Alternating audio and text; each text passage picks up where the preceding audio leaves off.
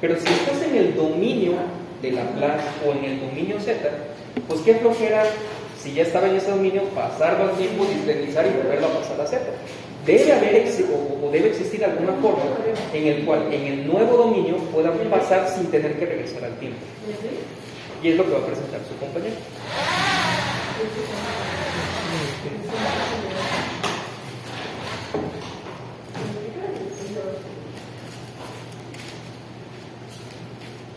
Profe, ¿cree que podemos apagar un poco la luz aquí?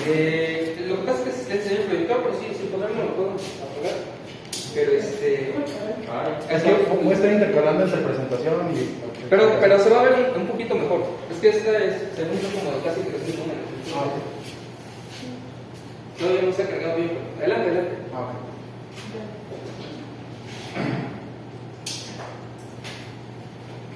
¿Se logra ver bien? Sí. ¿Lo apagamos o no? Ok. Bueno, pues ya me conocen, soy Carlos Lara Echeverría y les voy a presentar este tema que es un poco controversial, pero es muy interesante, ya que vamos a ver métodos de aproximación de sistemas análogos a digitales o de continuos a discretos. Aquí es muy importante ver la palabra aproximación, porque no hay un método exacto para poder pasar de un sistema continuo a uno discreto, ya que más adelante vamos a ver que tratamos de seguir a la línea continua o a diseñar continuo, no tanto como igualable. Y vamos a ver otros temas más importantes. Un pequeño detalle, disculpa que me interrumpa. Importante, están ahorita como universitarios, no pasa absolutamente nada, pero el día de mañana van a ser profesionistas. ¿Quién eres? Si no puse por Número uno. ya nos conocíamos. No, número dos, importantísimo, número de página. No sé si lo hayas puesto. No. Número de diapositiva. Cuando están exponiendo un tema, no sé si te has fijado que a veces un conferencista en alguna ocasión agarra y da una conferencia como de 100 diapositivas y tienes una pregunta y le dices, en la diapositiva donde tenías, no me acuerdo qué, pero tenías una curva medio extraña y se acuerda el conferencista, pero le vas. Es mucho más fácil que tengas número de diapositiva porque puedes anotar directamente la diapositiva. En la diapositiva 15. Una referencia. ¿No? Es más fácil de poder identificar las cosas. Número 2. No sé dónde haya cargado la información, muy seguramente Internet. Recuerden que Internet se equivoca demasiado. No es lo mismo un sistema análogo que un sistema analógico. ¿Estamos de acuerdo? Lo entiendo, no pasa nada, ¿no? Pero un sistema, bueno, de entrada, análogo implicaría similitud. Analógico significaría sistema continuo, en automático, ¿no? Entonces, yo puedo tener dos teléfonos y uno es análogo a otro, entonces implicaría que existen algunas relaciones entre ellos, pero no significa que sean analógicos. ¿Sí estamos de acuerdo? ¿Va? Perdón, No pasa nada, están aprendiendo. Ok. Para continuar, hay muchísimos métodos para hacer estas aproximaciones que podemos decir que son una conversión. Yo investigué 6, de los cuales 3 los vamos a presentar. Esos son los 3 más fáciles. Ya los otros 3 son estos, que es mapeo bolos y ceros. Aquí, esto es un poco complicado porque ya nos metemos con límites. Imagínense sacar el límite de una función digital y otra función en continuo. O sea, se complica mucho. Yo la verdad no lo entendía la primera, tuve que leer muchísimo y aún así no lo entendía al 100, por eso no se los traje, porque yo no lo entendí muy bien. Después tenemos la aproximación invariante del escalón. Esta aproximación también se mete a límites. Y estas funcionan mejor cuando la entrada de excitación o la entrada es un escalón. Y lo mismo con el impulso. Estas 3 no las voy a explicar las 3 muy fáciles. Y algo que llegué a comprender o a ver es que no existe mucha diferencia entre las 3 que voy a presentar y las 3 que están aquí. Básicamente hay un número, bueno, no un número, es una variable, que es el tiempo de muestreo, que es la que nos va a decir si nuestro sistema efectivamente se convirtió bien o se aproximó bien al sistema analógico. Entonces voy a explicar las primeras 3. Paréntesis, quiero explicar el por qué no hay tanta diferencia.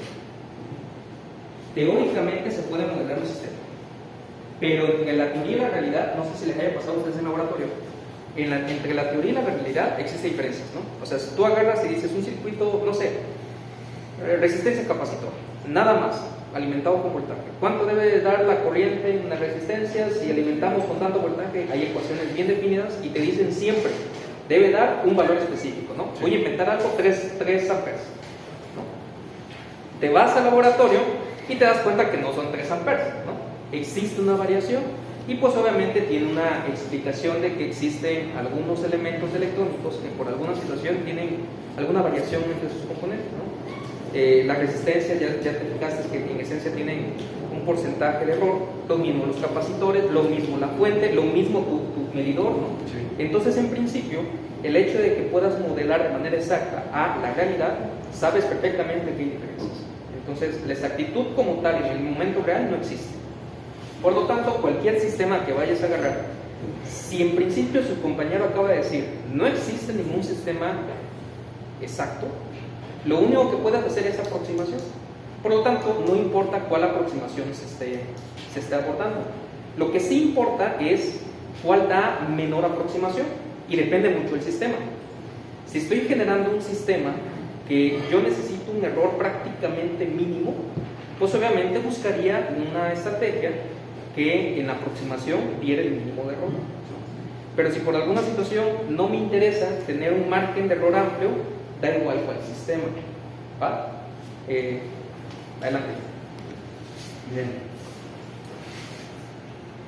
Ahora, está muy padre el tema, vamos a ver cómo convertir de continuo a discreto, pero ¿para qué me sirve convertir de continuo a discreto? Yo me propuse, propuse dos opciones. La primera es, digamos que ustedes llegan a una empresa y en esa empresa ya tienen generado un sistema de control, lazo cerrado, lazo abierto, los bloques, todo muy bonito, pero todo está en continuo, porque el sensor que están midiendo o el transductor que están midiendo es un medidor de temperatura, ¿no? La entrada va a ser un medidor de temperatura que es continua, va a estar midiendo siempre, en cualquier punto de la gráfica van a tener una lectura. Entonces van a tener una entrada continua y el sistema también va a ser continuo. Pero digamos que los contratan como unos becarios y les dicen, ¿sabes qué? Ahora le vamos a meter, no sé si va a ser una barbaridad, un sensor de temperatura, pero discreto, o sea, digital. Ahora, ustedes van a meter esta información del sistema digital a su sistema continuo. Eso no va a funcionar. ¿Qué es lo que pueden hacer? Hay dos formas. O convierten la entrada, que es discreta, a continua, o modifican todo su programa, todo su sistema de control a discreto. No sé si me están dando a entender. Sí. ¿Sí? Entonces, la manera más fácil es preparar su sistema de control, no tanto la entrada, no traducirla. Preparar su sistema de control para que pueda leer digital o análogo. Este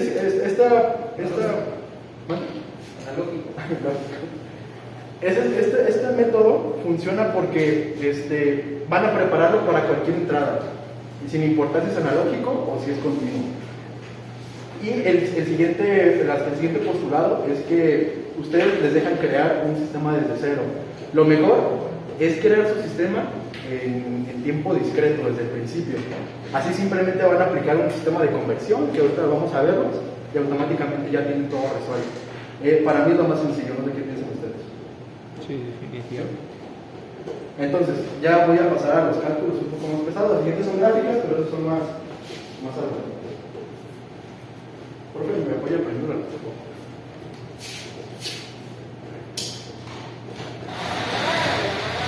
Me asombraron cuando su compañero explicó y todos dijeron que lo entendieron, porque yo personalmente no entendí. ¿No entendí? O sea, entendí la idea, pero no entendí a qué te refería. Pero mientras lo hayan entendido todos, excelente. Sí, por supuesto. Sí, adelante. O sea, insisto, yo personalmente no entendí. Pero creo que la idea está clara. ¿Seguro? Pues dijeron todos que ¿seguro? Sí. ¿Puedes pegar con mi Adelante. Pues si quieres explícalo para... No, adelante, continúa tú con tu presentación, no pasa nada. Ok, bueno. Antes de seguir, tenemos que definir un parámetro muy importante. Como les expliqué al principio, hay un parámetro que es el que nos va a decir si funcionó nuestra aproximación o no, o qué tan buena es o qué tan mala es. Y esta variable es el tiempo de muestreo. Aquí quiero hacer un énfasis en explicarlo muy básicamente. El tiempo de muestreo nos va a decir cada cuánto tiempo vamos a tomar una lectura de nuestro sensor, por así decirlo. nosotros tenemos un sistema de control y queremos que regule a 10 ohms, 10 amperes, 10 grados, lo que ustedes quieran. ¿Y qué tiene que regular aquí? Digamos 10 grados. Aquí tiene que llegar nuestro sistema de control. Y ahora, si nosotros implantamos un sistema de control de tipo continuo o continuo, vamos a obtener algo así. Hasta que llegue al estado estable, ¿están de acuerdo? Sí. Entonces, el tiempo de muestreo es cada cuánto tiempo voy a estar tomando muestras. Digamos que mi tiempo de muestreo es 1 segundo. De aquí a acá tenemos 10 segundos. Eso quiere decir que vamos a tener 10 muestras en este espacio, ¿verdad? Entonces vamos a tener una muestra aquí, otra muestra acá, otra muestra acá, aquí, aquí y aquí. ¿Y cómo saber básicamente si ya lo discretizamos? Sabe algo así. Más o menos. Esto no se parece en nada a la original. ¿Cuál es nuestro fin? Queremos aproximar nuestro sistema digital a nuestro sistema analógico, o sea, que siga toda esta línea perfecto, con una buena definición.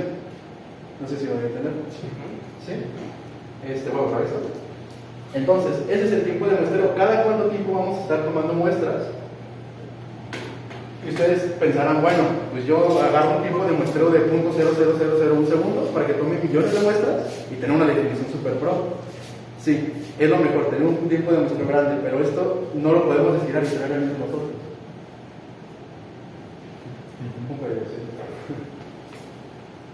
No lo podemos definir arbitrariamente. Aquí tenemos que tener dos cosas en cuenta. La primera cosa que tenemos que tener en cuenta son los parámetros físicos de nuestro hardware. Tenemos que tener en cuenta, no sé, la latencia del sensor que vamos a medir, en este caso temperatura. Tenemos que tener en cuenta la frecuencia máxima que trabaja el sensor, a la que trabaja nuestro micro, que trabaja nuestra computadora. Porque eso nos va a decir lo máximo, las máximas, por así decirlo, pedidas de información. O sea, yo te voy a pedir a ti, sensor, información 10 veces en un segundo. Y el sensor dice, va, yo te puedo dar las 10 veces en un segundo. Pero ¿qué pasa si yo le pido un millón de lecturas en un segundo y el sensor no es capaz de hacerlo? Se va a volver loco. Entonces primero tenemos que tener en cuenta los parámetros físicos en la hoja de datos del sensor, de nuestra computadora o varias cosas así. Y la segunda cosa que tenemos que tener en cuenta es el tipo de sistema que tenemos. Y eso lo vamos a ver un poco más adelante. Y ahí la tercera cosa importantísima. Importantísima. ¿Se acuerdan de Nyquist? Eso va. Okay. Es importantísimo. Es importantísimo. Ahora, como dice el profe, la frecuencia de Nyquist básicamente lo que nos dice es que la cantidad de datos que tenemos que tomar para no perder tanta información. No sé si recuerdan la frecuencia de Nyquist. Sí. Entonces, profe, ¿puedo ver mis notas? Sí, adelante. No, adelante. Es mucho por hay algunos puntos que, qué bueno que su compañero nos está abordando nuevamente, pero hay algunos puntos que también se pierden mucho de vista en la discretización de una señal continua. Hay algo que le llamamos cuantificación. ¿Recuerdan ese tema? Nada más lo vimos una sola clase, pero nada más quisiera saber si se acuerdan. ¿O no sé qué significa cuantificación? ¿Cuantificación? ¿Nadie? Cuando en principio nosotros convertimos una señal analógica a digital, no solamente se discretiza sobre el tiempo, también se discretiza sobre la amplitud. Y esa discretización sobre la amplitud regularmente está definida en un número de bits, ¿no? Que la fórmula universal está definida 2 a la n bits, y de manera computacional la gran mayoría de los elementos digitales definen n igual a 8. Entonces esto nos da 256 niveles, ¿no? Entonces significaría que en amplitud solamente tenemos 256 niveles. En la gran mayoría de los casos. Pueden haber más, pueden haber menos dependiendo de su sistema. 256 niveles de amplitud es mucho, la verdad es bastante. Sin embargo, no significa que no haya pérdidas. ¿A qué me refiero con esto? Voy a hacer algo muy exagerado. Imaginemos que por alguna situación yo quiero representar nada más esa curva. Y en vez de que yo diga, ¿sabes qué? Quiero representar 2 a la 8, quiero representarlo en 2 a la 2. ¿No? ¿Cuánto es 2 a la 2? 4. Entonces significaría que tenemos 4 valores. 0, 0, 0, 1, 1, 0, y un 1, ¿no? Por eso 2 a la 8 me dan 8 bits aquí para representar 256 niveles. ¿Estamos de acuerdo? Sí. Y por alguna situación yo dijera, ¿sabes qué? Voy a mostrar muchísimo. Voy a hacer aquí, por ejemplo, 1000 valores. No los voy a dibujar todos, no voy a acabar. Pero espero que entiendan la idea. Entonces, cuando tengo muchos valores acá, implicaría, voy a dibujar a lo loco, implicaría que voy a dibujar un valor acá, un valor acá, y así sucesivamente, ¿no? Voy a dibujar uno aquí, por ejemplo. La primera pregunta que haces en la cuantificación: este valor no existe en mi tabla de datos. ¿Se parece al de arriba o al de abajo? El de arriba. Entonces implica que yo muevo específicamente el valor original por algo que yo pueda almacenar. ¿Sí? Habrán algunos valores que, si te fijas, no existen tanto error. Pero por ejemplo este, que estoy intentando poner en medio, ¿a cuál se parece? ¿Al de arriba o al de abajo? Y entonces significa que tú estás induciendo ruido en automático al sistema. Obviamente aquí lo estoy haciendo muy exagerado con 4 bits. Si tenemos 256 valores, pues estarás de acuerdo que el valor que estás incorporando o eliminando, o el error que estás incorporando en el sistema en cuestiones de objeto, es prácticamente mínimo. Pero esto es también importante en temas de digitalización.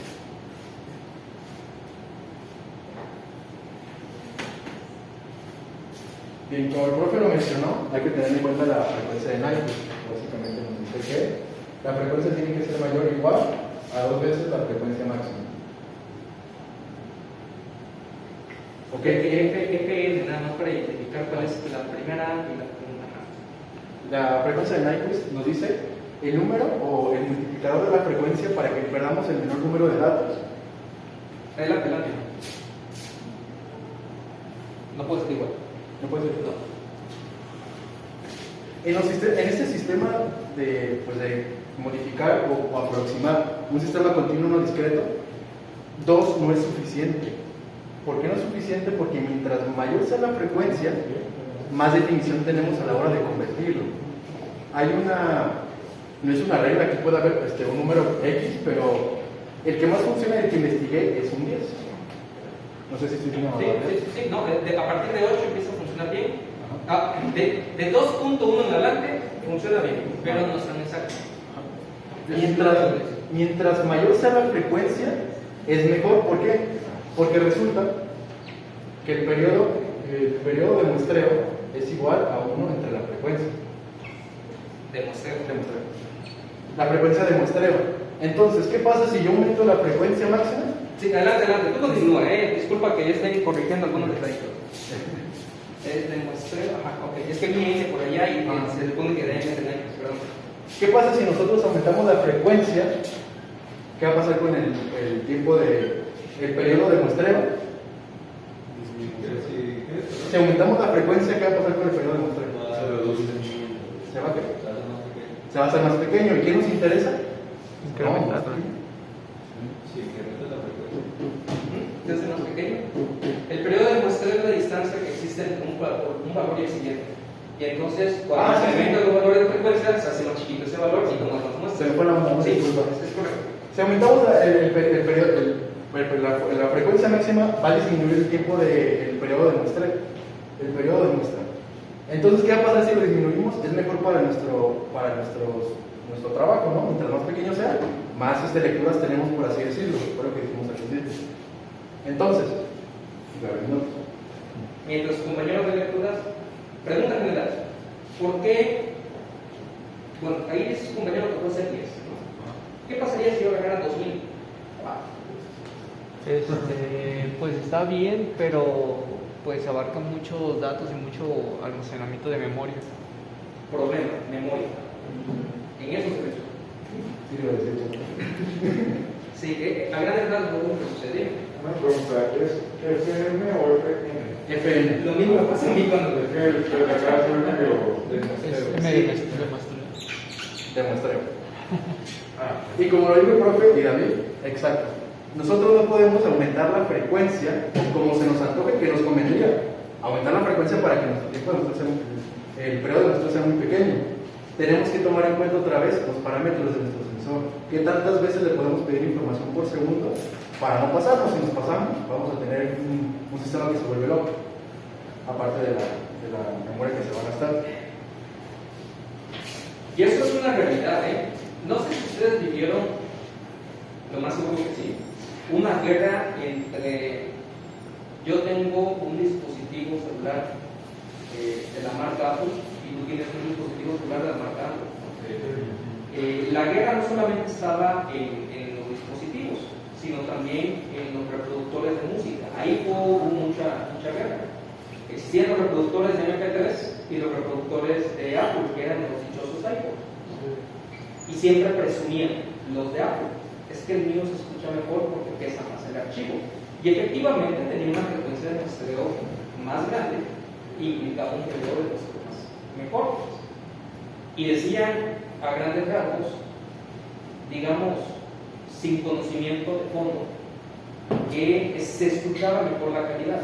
Bueno, de entrada sí era mejor la calidad, pero auditivamente no puedo yo ni siquiera entender si es mejor o peor, porque para mí suenan igual, ¿no? Y te hago un ejemplo de ahorita. ¿Cuántos de ustedes se quejan de la calidad de Spotify? Y es menor que la de MP3. Ah, pero todos dicen, no, pues está mejor la calidad, ¿no? ¿Por qué es menor? Porque estás consumiendo datos en tiempo real. Dime. Sí, en el caso de Spotify yo me he dado cuenta que, por ejemplo, comparándola con Instagram, cuando escucho la misma canción, sí se nota la diferencia de calidad. Sí, cuando te dedicas a eso, muy posiblemente sí te das cuenta. Y si lo ves todo el tiempo, ¿no? Y tal vez depende mucho de tus dispositivos. Si tienes unos COVID o los audífonos que te regalan en el ADO, pero si por alguna situación tienes, no sé, unos audífonos Bose, pues ya notarás enormemente la diferencia, ¿no? Y el streaming como tal lo que hace es bajar mucho la calidad de audio con la intención de que nunca se te corte la música. Entonces puedes tener muy mala conexión, pero la música continúa. Y nadie se queja, se escucha mal, ¿no? Incluso, por ejemplo, estamos hablando de acetato, hay cosas que los acetatos se logran escuchar de canciones en streaming. ¿Cómo? ¿Otra vez? Que hay partes de canciones que se logran escuchar en un acetato que en streaming no. Ah, sí, claro, por supuesto. Sí. Hay mucho de dónde abarcar y cuestiones físicas, pero no te das cuenta hasta que te hacen un comentario de este estilo, ¿no? O sea, tú dices, yo jamás hubiera comparado, por poner un ejemplo, la canción de Spotify con la canción de MP3 con la canción que tenía el iPhone. Ya ni me acordaba que existía el iPhone, ¿no?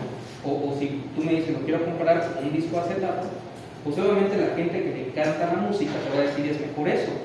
Pero más que nada es como el feeling, yo creo. No soy tan amante de la música, pero es como si le dijeras a un lector, toma este libro PDF o toma este libro en papel. ¿Qué te va a pedir? No, pues el papel. Y dices, pues es que son las mismas letras, ¿no? Pero pues obviamente un amante de la lectura, pues obviamente quisiera un exactamente. Entonces, muy posiblemente algo así quiero entender, a lo mejor estoy hablando de mi ignorancia, pero quiero entender que sí sucede un poquito también con la parte del acetato.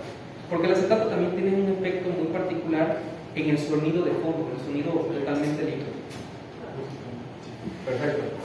Bueno, está muy bien. Ya sé que el periodo tiene que ser pequeño, la frecuencia tiene que ser muy alta, pero yo cómo calculo este tiempo, no es arbitrario, como se dijo.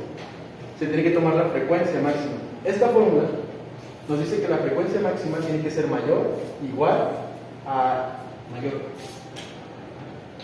Pero es que sí, no importa. Yo Sí, entiendo la que Internet, insisto, se equivoca mucho, tengan en cuenta eso. ¿Por qué no puede ser igual? Te lo puedo comprobar fácilmente. Si yo tengo una señal senoidal, sencillo. ¿Cuál es la frecuencia de esta señal senoidal?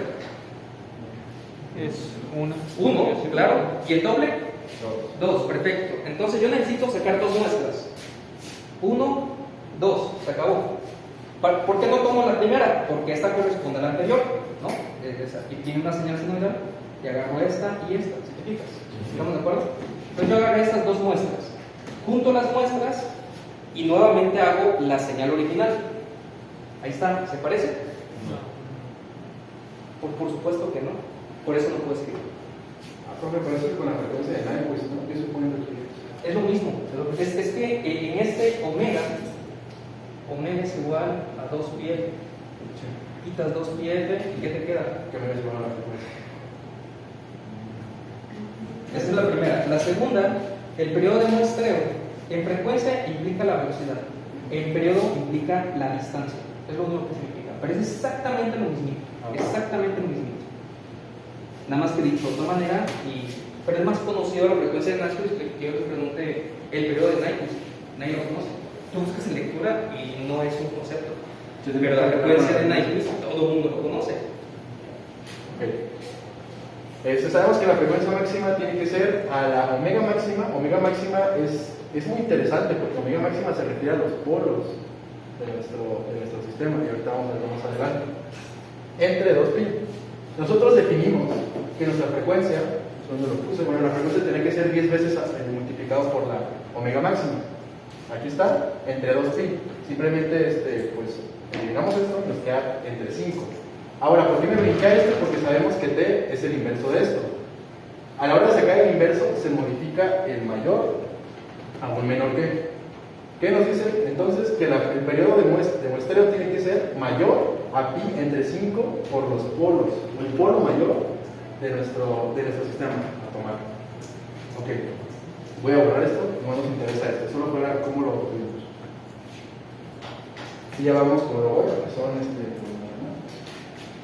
Esas son definiciones, ya definimos el periodo de muestreo. Este es el número mágico que nos va a decir si nuestro sistema se aproximó bien o se aproximó mal. Obviamente tomando todas sus restricciones y por qué es.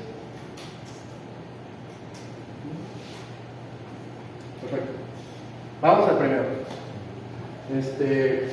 Nosotros vamos a calcular los polos. ¿Cómo se calculan los polos? Pues simplemente igual a todo cero. Aquí está fácil porque solamente hay un polo, ¿verdad? Donde S es igual a -3. Para calcular la omega n, se dice que omega máxima es igual a la magnitud de la S mayor. Porque si se darán cuenta, aquí tenemos dos S. Una puede ser mayor que otra o menor que otra. O puede también dar números imaginarios. Si hay números imaginarios, simplemente sacamos la magnitud, que es así. Aquí van a estar los reales, aquí los imaginarios. Y al final nos va a dar un número real. ¿Sí? Eso es por si nos dan números imaginarios en los polos.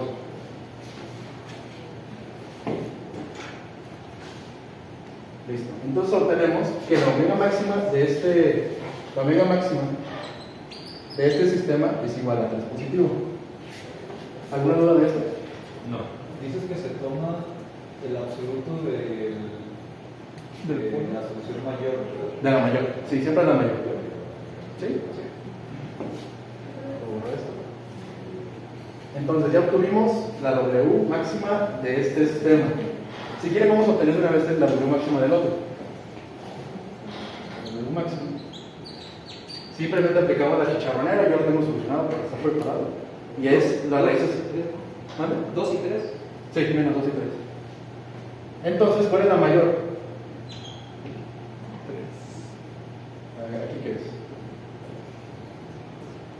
¿Cuál es mayor de estos dos? ¿En la magnitud? El 3. Entonces aquí también es 3. Como allá. Tenemos una pregunta. ¿Se toma el mayor en magnitud? En magnitud, exacto. Por ejemplo, ahorita que lo pusiste que menos 3 y menos 2. Pero en magnitud, puse la magnitud. Sí, siempre es el mayor en magnitud. A veces les van a dar, por ejemplo, los complejos. Hay complejos conjugados, que es lo mismo, pero con un más y con un menos. Ahí es igual, no hay problema, porque la magnitud va a dar positiva siempre. Entonces ya tuvimos W máxima de este sistema y sistema. Es un sistema de primer orden y un sistema de segundo orden. Entonces pues, está súper fácil aplicar esto, ¿no? En este caso tenemos que T es mayor a pi entre 5 por W máxima que es 3, que sería 15, ¿no? 15. Bueno, les voy a dar la respuesta a esto. Quedamos que, entonces, el periodo de muestreo es igual a 0.20 segundos. Esto nos dice que cada 0.2 segundos vamos a hacer una lectura de nuestro sensor. Es lo que nos va a decir básicamente. Entonces, de este sistema el periodo de muestreo es igual a 0.20 segundos. ¿Y cuánto creen que nos den en el sistema de segundo orden de acá? Exactamente lo mismo. Es igual a 0.2 segundos. Ya tenemos este número, pero este número es arbitrario. Ustedes pueden aumentarlo, ya lo he mencionado, pueden aumentar la frecuencia, pero teniendo en cuenta las consideraciones. Este fue el número que se propone. ¿Está bien? Perfecto. Y ya vamos a hacer los métodos de aproximación. El primer método, ¿puedo borrar eso? Sí.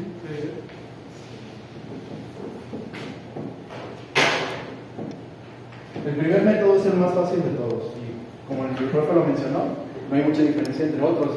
Y yo aquí me pregunto, pues, porque si no hay diferencia, ¿para qué nos complicamos metiendo? Porque todo esto va a ser programado. Todo esto va a estar en MATLAB o en alguno de sus softwares.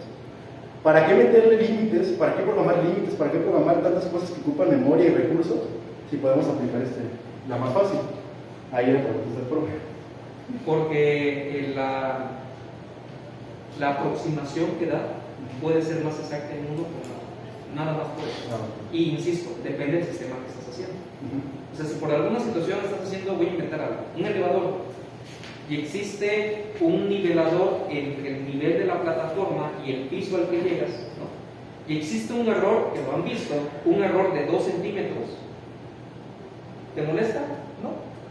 La gente simplemente sube y ya. 2 centímetros prácticamente no es absolutamente nada.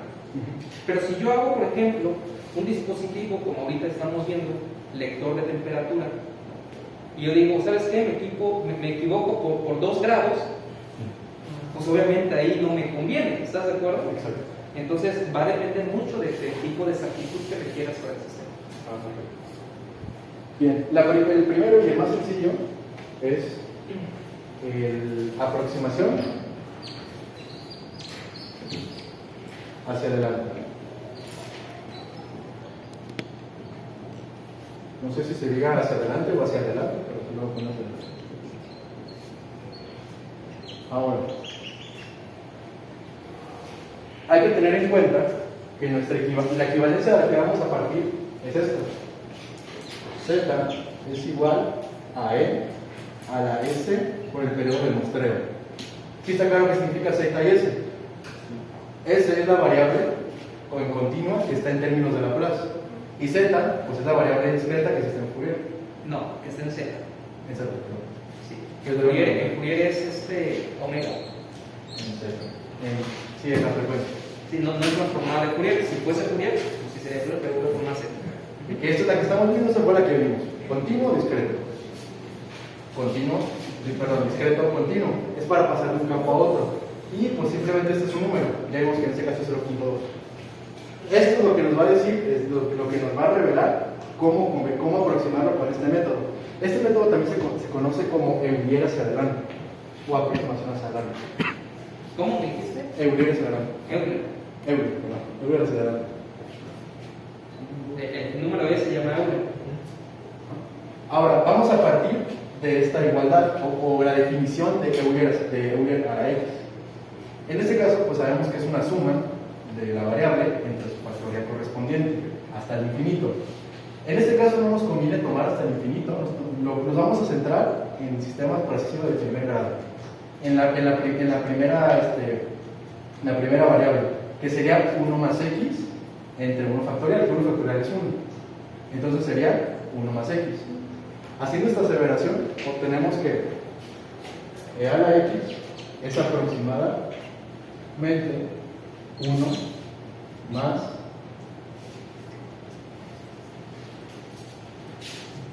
1 más x. ¿Sí queda claro esto? No.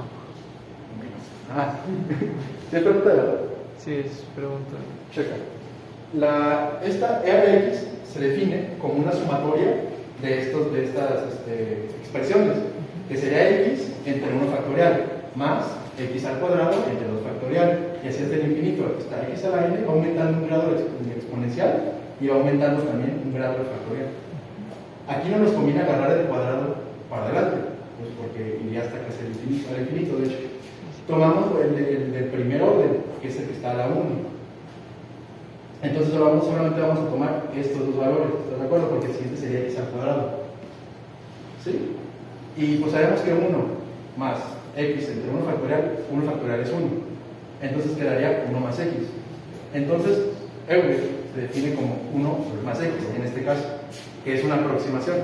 Obviamente, si nuestra x es muy pequeña, sabemos que, por ejemplo, un número muy pequeño, 0.5.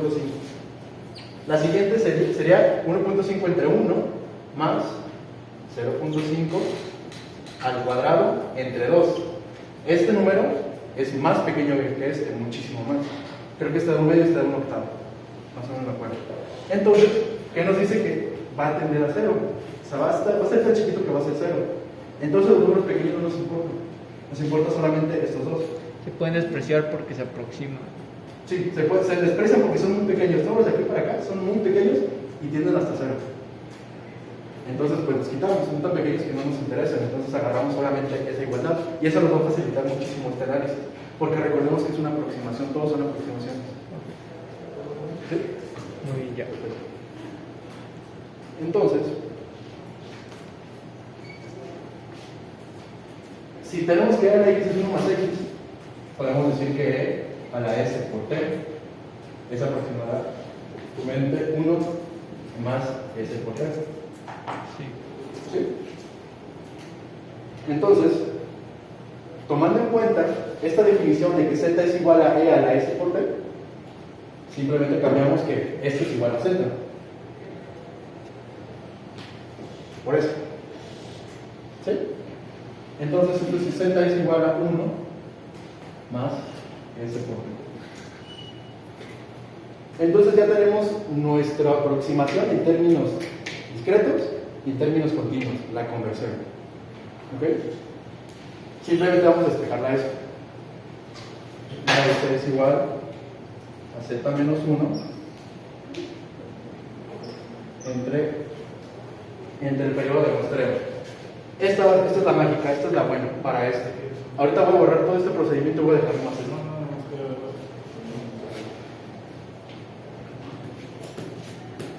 S es igual a z menos 1 entre t. Y pues lo demás ya es muy sencillo, simplemente agarramos nuestro sistema en continuo y todas las s las cambiamos por este equivalente. En este caso quedaría así.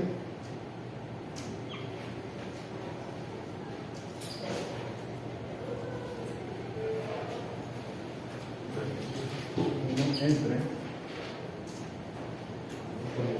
z menos 1 entre t, donde t es punto entre, recordemos eso, 0.2. Todo esto más 3. Y para fines prácticos no va a resolver esta operación, pero así de fácil pudimos modificar o aproximar aproximar este sistema en continuo a discreto. Este es equivalente a este. Y ya todo está en términos de z, si se dan cuenta. Así de fácil se cambió. ¿Dudas? ¿No? ¿Cómo cambió la S a Z?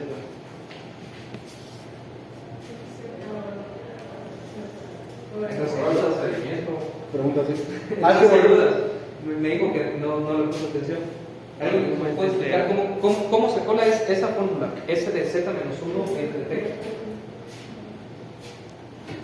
¿No? ¿Pues no tenéis dudas? Dime. Pues sale a partir del despeje de lo que sería e a la x es igual a 1 más st, que viene siendo una equivalencia de z es igual a 1 más st. Le está despejando ahí nada más la t, no la s. Despeja la s del valor que nos había dado de la ecuación anterior y es como queda tras el despeje, tras asumir que e a la x es igual a z. ¿Puedes volver a poner, por favor, con fórmulas en los pasos cómo salió? Sí. Creo que es muy evidente para algunos, pero no Claro. quiero que quede claro para todos. Sí, más que nada las borré porque son muchísimos métodos y gracias a No, pero saber a grandes rasgos cómo salió. Z claro. menos 1. Todo viene de esa fórmula, de la definición de Euler. Sí. Sabemos que los números a partir del cuadrado hasta el infinito son muy pequeños, van tendiendo a 0. Entonces vamos a tomar los dos primeros. Por eso, No funciona así. Te voy a explicar por qué. En esencia, esto llegará a ser así siempre y cuando esto fuese negativo. Sí. La fórmula de Euler es creciente. sí. Entonces no se van haciendo más Ah, por pequeños. eso dije que con X muy pequeños. O sea, Cuando es negativo, esto va siendo más pequeño. Y efectivamente todos los valores son cada vez más pequeños. ¿Sí estamos de acuerdo? Lo que está sucediendo aquí es que estás evaluando un valor a la X. sí. ¿No? Entonces voy a evaluar un valor al 2. Entonces, ¿cuánto sería y al cuadrado? Ah, es que le puse 0.5 y sí va decreciendo, entonces no más pequeño. El siguiente valor. Sí. Pero no significaría que todos los valores van a ser decrecientes. ¿Sí me expliqué? Es decir, ¿esta gráfica cómo es? ¿Es creciente o decreciente? Eso es creciente. Creciente. Entonces significaría que los demás valores no estarían decreciendo tanto. Exacto. Pero ¿qué es lo que sucede? Este valor de X es un valor que tú vas a evaluar. No es lo mismo el valor E a la 1 que E a la 2, que E a la 3, que E a la 4, ¿no? Entonces, si evalúas E a la 1, la sumatoria es de 0 a 1. Si evalúas E a la 10, es de 0 hasta 10 y tienes varios valores. Ah, sí, lo que me refería es que son muy chiquitos los valores que van siguiendo. No, al contrario, son muy grandes. Porque es creciente. Pero ahorita evaluamos el 0.5, por ejemplo, 0.5 al cuadrado entre... Ah, no, es que estás evaluando valores decimales. Sí. Y en los valores decimales, por supuesto, que va a hacerse más pequeño, pero no necesariamente con todos. Hay que O sea, que es una referencia. si tú evalúas un valor positivo mayor a un término decimal, eso va a crecer enormemente. Sí. Y lo ves en la gráfica. La forma de la gráfica es exponencial. Primero no crece tanto y con los valores muy grandes ya está llevando muy elevado. ¿Me explico? Entonces, en los valores decimales, por supuesto, estoy totalmente de acuerdo.